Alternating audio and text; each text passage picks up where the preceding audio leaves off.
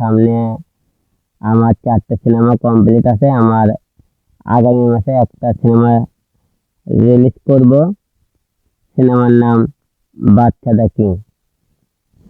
বাদশা the সালাম ভালো আছে। সোশ্যাল মিডিয়ায় কোনো না কোনো ভাবে হিরো আলম আলোচনায় থাকে।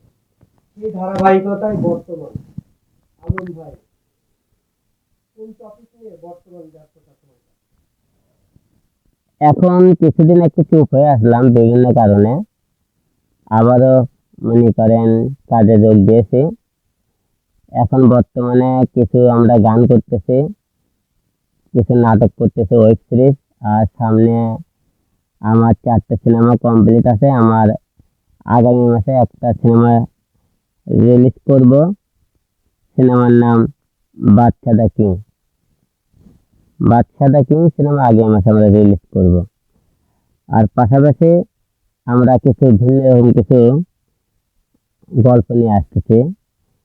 এখনকার যে গল্পগুলো মেসেজ থাকবে, জনগণ ভালোবাসবে, এরকম কিছু কাজ নিয়ে ব্যস্ত আছে এখন আর কি। অনেকেই বলে হিরো আলমের কাজের কোয়ালিটি নেই।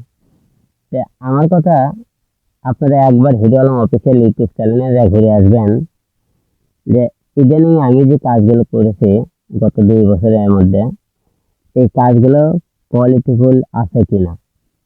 এবং অনেকেই হয়তো কোনো সিনেমার টিজার দেখে অনেক রকম মন্তব্য করেন, তা আপনারা হলে যান না।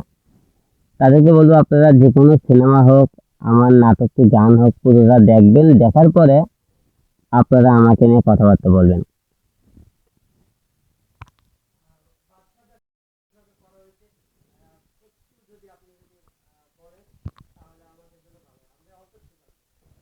সিনেমাটা অ্যাকশন, রোমান্টিক। যেহেতু বাদশা দ্য কিং নাম, সিনেমার মধ্যে অ্যাকশন টাইপের আর বাদশাগিরি তো অবশ্যই দেখানো হয়েছে, এই জন্য সিনেমার নাম বাদশা।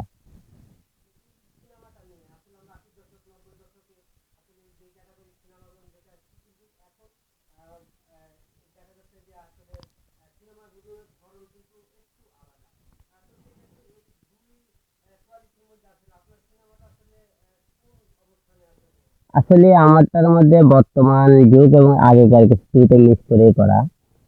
একটা গ্রামে সহজ সরল ছেলে কিরকম একটা টপ রংবাজ হয়, সবকিছু মিলিয়ে আমরা সিনেমাটা রাখছি আর কি।